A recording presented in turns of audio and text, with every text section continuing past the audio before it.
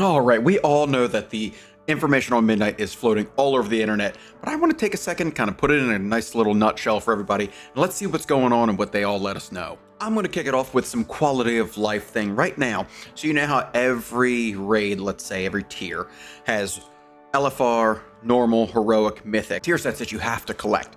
Now, they made it a little bit easier. You get to, once you unlock, let's say, heroic, because you've collected all those pieces, you unlock looking for raid and normal. Now, could that change? Sure, but I don't see Blizzard really going after that quality of life thing, so you don't have to go into every level of the raid and be like, okay, now I gotta run LFR to get this cool looking one color variant. So definitely a nice little change for everybody if you're in that transmog collecting like I am.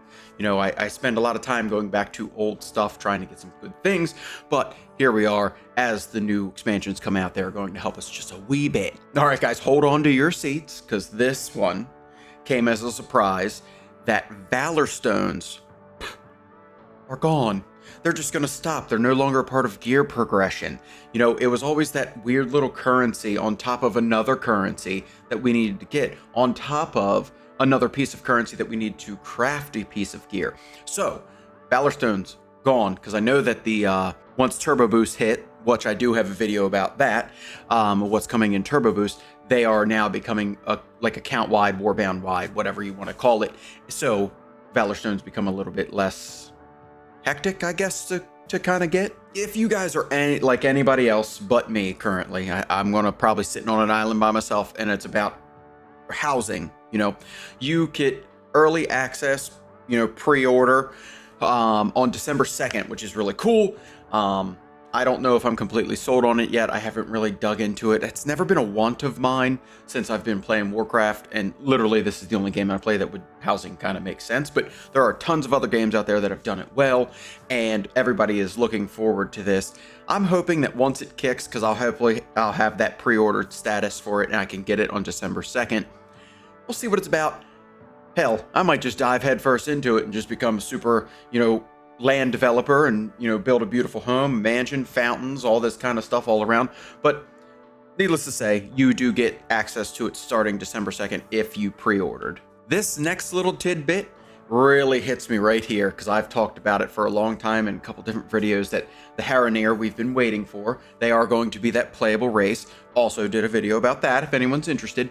But they released what their Shaman Totems look like and all the Druid forms, because right now I have told myself once Haranir become playable, I will dive into a Druid, and I looked at all their forms. They look pretty cool. You know, hopefully, you know, with Legion Remix coming up, we'll be able to dig into get the old Werebear forms, but that's neither here nor there. But you got the Haranir coming with their new fresh Druid forms, and along with that, we get the first look at a couple different, I don't think it's everybody's, but a couple different tier sets that are coming down through for the next expansion for that first raid season, which, remember, pretty sure there are 3 raids that are opening up in first season now, totaling 1 normal raid size amount of bosses, but 3 different portions of a story to kind of help us keep rolling along. New talents have dropped, so make sure you get out there and check out and see how the start is for your class or your spec, whatever it is there, if it's all out there. But I'm pretty sure all the talent trees have been kind of trickled out. My assumption is that will be tried and tested and tuned and changed as we go from here to until we get to midnight. But definitely, they're out there. Take a look. I'm seeing good reviews from what I was reading. I'm not one of those big brains that are out there on Wowhead and filling out all the documents and stuff like that, but more power to them. Without them, we'd be nothing. So make sure you get out there and check them talents, because I think it's gonna be really cool. If you're like me, just a player or a little small YouTuber that likes to just talk about Warcraft because it's his lifeblood, but if you're a big content creator, they have been allowed access to alpha. Now that started last night. I was watching some people on Twitch. Wasn't going so well. The servers were down. Everybody was kind of ending their streams. Some people were hanging on, going back into retail. But I'm ready to see a little bit, because I don't like to really get in the alpha or beta to ruin the story, because I love the storyline of Warcraft. I think it's fantastic. I'm just a fanboy. Warcraft story can do no wrong. You know, we could talk about the jailer on another video, but I don't really see him as the worst thing in the world, because sure, it was just there's always a bad villain, you know. But anyway, alpha servers are up if you have access make sure you get out there and try to use it, because without you and the people who do the alpha, we wouldn't get those bugs tested out by the time launch hits. So thank you for that. I have just begun to get my little teeth sunking into the WeakAuras disappearing. I know that's going. Blizzard's in the process of kind of making their own, which I think they have the right intention. I think they're going the right direction. If, though, they listen to everybody that's kind of been putting information out there, what we want, what we don't want, and the reason why we have WeakAuras and, you know, add-ons and all these things that help us just play the game better. I really do hope they, since they are getting rid of them and kind of giving us limited access to the combat add-ons and things that help us with fights and dungeons, but keeping the quest side of things and the accessibility and what have you. They're not really going after them, but let's see what they come up with. Have an open mind, stay positive, because I will until that day, and I will be, you know, I don't like change. I do not like change. So we'll see how that goes on launch day. I know I talked about the pre-order back a couple things ago about the housing early access, but the Midnight Collector's Edition has been announced. Cool pin, artwork. I think there's a book in there. A LED light dark heart. Yes, please. I can put that anywhere around that you see, because I think that'd be super cool. Then you get the in-game goodies. You get the trader tendies.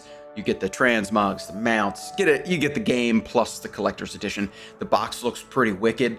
I think it's a beautiful purple, like Voidy, like Xalatath's toes, and all those kind of things. So it is a price point, I believe it was like a 140, which is heavy. But, you know, I'm going to scrounge around and save up for a little bit and treat myself, because that is the things that I look forward to, are those little extras. If not, if I don't get it then I'll buy it aftermarket on eBay or somewhere else, and it just really defeats the purpose. Might as well just throw it at it early on and get it when everybody else gets to enjoy it. All right, now this is the meaty bit that I was super excited about when they released the dungeon pool. Still subject to change, I'm sure, but I doubt it will.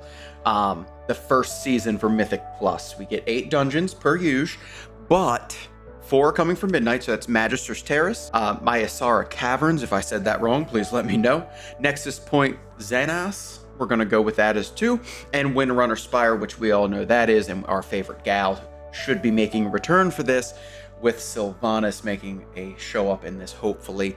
But there are the 4 coming from Midnight. Now we're going to dive into the 4 that are going to come from the Blast from the Past. So here we go. We're going to kick it off with a favorite from Dragonflight, and that is Algathar Academy, which I like it. It's fun. It's cool. Tree boss, bird boss, you know, the deal, the ghost boss, and then Big Dragon. So Algathar Academy comes back, and it's good. Dragonflight had really good dungeons. I can't complain. We're going to head back to Legion for the Seat of the Triumvirate, which is the one with the Dark Voidy Naru that is the boss at the end. I think that's going to tie in great to the story. Anybody that missed that back then, you'll get to see it live and in action, and kind of explains a little bit where we met Locust Walker and Illyria and their Void journey.